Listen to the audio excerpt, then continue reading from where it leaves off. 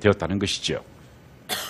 자, 이것이 바로 인간의 약한 부분, 인간의 악한 부분이 최초로 드러나는 순간이었다는 것이지요.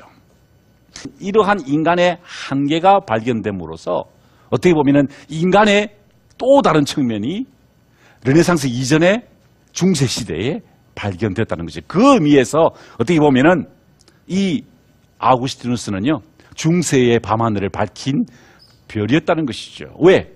르네상스가 인간과 세계를 발견했는데 이미 중세시대에 비록 그 시대가 밤이었지만 인간의 의미가 발견되었기 때문에 그렇다는 것이죠.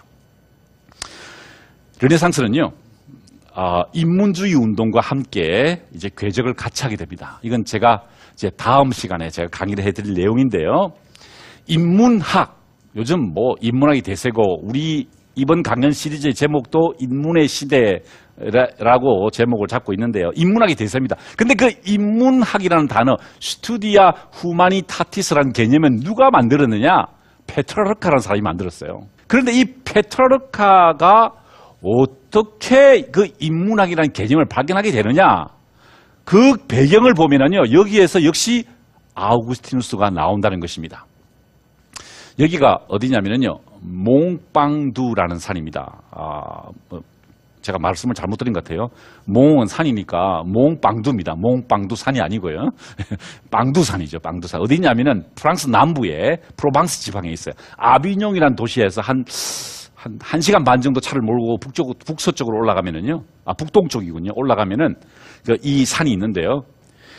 페트라르카가요, 이 산을 올라갔어요.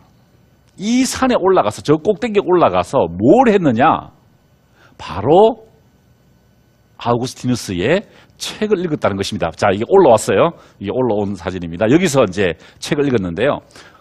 내용은 이렇습니다. 아우구스티누스의 고백록 제10장에 나오는 이야기예요. 이 구절을 우연히 읽게 됐습니다. 페트라르카가. 그런데 여기에서 놀라운 깨달음을 가지게 되고 이것이 결국 르네상스의 출발점, 아니 인문학, 스투디아 후마니타스의 출발점이 된다는 것이죠. 제가 한번 읽어드릴게요. 인간은 산 정상에 올라 아름다운 광경의 넋을 잃고 풍랑이 있는 바다를 바라보면서 굽이치며 흘러가는 강물을 바라보면서 세상을 휘몰아치는 큰 대양을 바라보면서 밤하늘을 가로지르는 별들의 운행을 바라보면서 넋을 잃지만 정작 인간 내면에 대해서는 진지하게 생각하지 않는다. 아름다운 별을 보고 강을 보고 별을 보고 냇물을 보면서 대양을 보면서 감탄을 하는데 진짜 중요한 건 뭐라는 거죠? 인간의 내면이라는 것이죠. 그러니까 인간과 세계가 발견된 것은 정확한 일이었어요.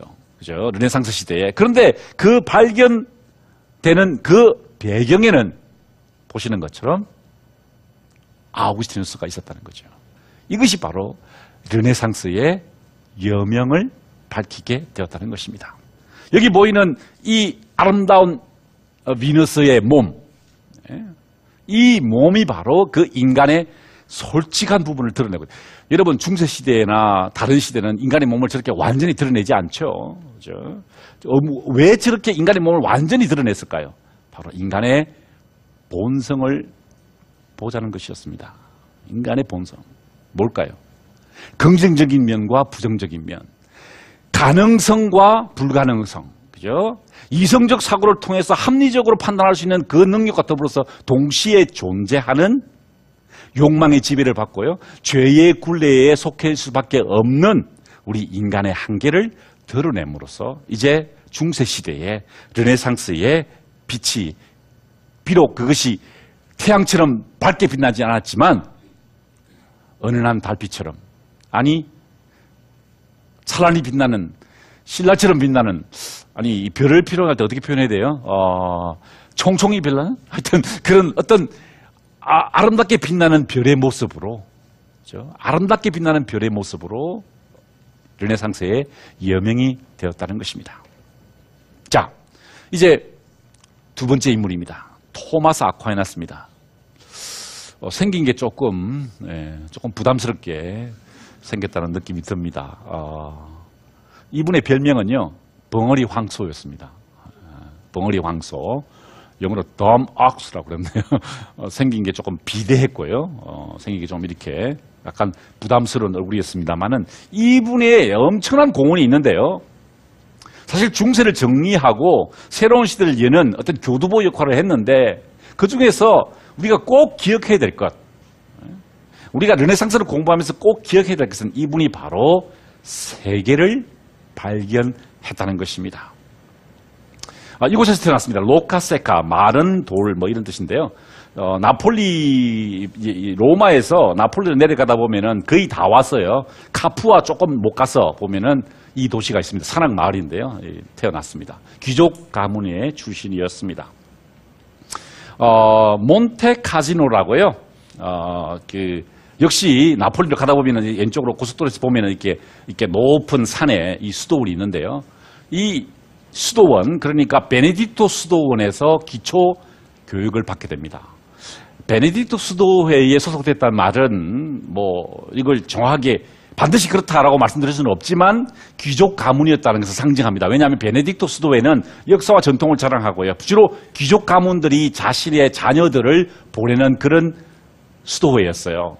자, 그런데 재미있는 것은요, 이 토마스 아퀴나스가 그 부자나 귀족 가문들이 소속되는 베네딕토 수도회의에서 기초교육을 받다가 이제 대학 교육을 바로 이 베네딕토 수도에서 받지 않고 다른 도미니코 수도에서 받으려고 합니다. 자, 대학 교육은 어디서 받았냐면은 나폴리에서 받았어요. 이것도 굉장히 이상한 현상입니다. 왜냐하면은 사실 로마에서 조금 북쪽으로 올라가면 볼로냐는 대학이 있거든요. 그 볼로냐 대학이 사실 명문 대학입니다. 또 만약에 신학 공부를 한다 그러면 파리에서 하면 돼요. 파리 대학이 제일 유명한 대학이니까. 그런데 이 두 대학을 가지 않고 나폴리로 갔다는 것은 정치적 이유가 있었습니다. 왜냐하면 그 시대에 어떤 문제가 있었냐면은 교황권과 황제권이 충돌하고 있었어요. 그래서 이 교황권은 나폴리가 아니라 이 볼로냐를 이제 볼로냐 대학을 통제하고 있는 그런 그 교황권이 있었어요. 그래서 이 토마스 아퀴나스의 가문은 황제권에 속해 있었기 때문에요. 그래서 나폴리로 가서 대학 공부를 한 것입니다. 자, 그러다가 그 시대에 어떤 공부를 처음 노출되냐면은 아리스토텔레스에 대한 공부에 노출이 됩니다. 갑자기 아리스토텔레스가 갑자기 확 나오니까 여러분의 표정들이 약간 굳어지는데요. 예. 조금 또 이게 어려워지지 않을까 걱정하시는데 제가 쉽게 설명하겠습니다. 사실 굉장히 어려워요. 어려운데 제가 간단하게 말씀드리면요. 신학과